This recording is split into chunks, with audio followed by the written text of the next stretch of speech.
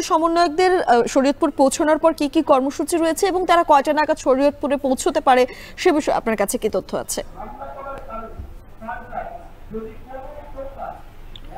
Ma'am, মূলত শরীয়তপুরে তাদের দিনভরই কর্মসূচি রয়েছে। এর মধ্যে জেলা যে ছাত্র প্রতিনিধি এবং আয়োজক রয়েছেন যারা, তাদের সাথে একটি সভা রয়েছে। এর পরপরই আন্দোলনে যে সকল শহীদ হয়েছেন শরীয়তপুরের 10 জন এবং আহত যারা হয়েছেন সে সকল আহত পরিবারের সাথে তারা একটি সভা করবেন। এর পরপরই রাজনৈতিক দল এবং প্রশাসনের সাথে একটি সভা রয়েছে এই চিকন্দি ফুড পার্কে। এরপর শরীয়তপুর সরকারি কলেজ মাঠে একটি ছাত্র জনতার একটি সভা রয়েছে বিকেল 4টার দিকে। এই সভাগুলি দিনভর থাকবে এবং এখন মূলত চলছে জেলার যে ছাত্র প্রতিনিধি এবং আয়োজকদের সাথে যে সভাটি, সেই সভাটি চলছে।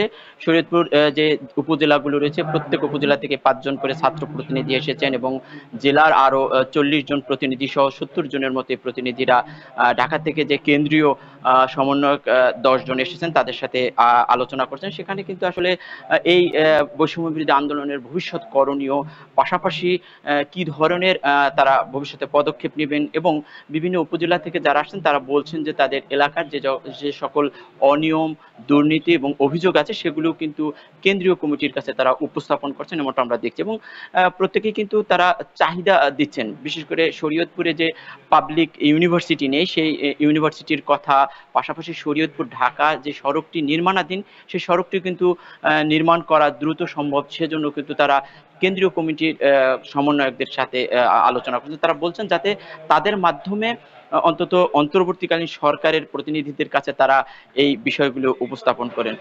তো আমরা দেখছি যে সুন্দরভাবেই এই সমন্বয় সভা চলছে, খুব আনন্দ ঘন পরিবেশের মধ্য দিয়ে কিন্তু জেলার সমন্বয়করা এবং ঢাকা থেকে যারা সমন্বয়ক এসেছেন তারা সভা পরিচালনা করছেন।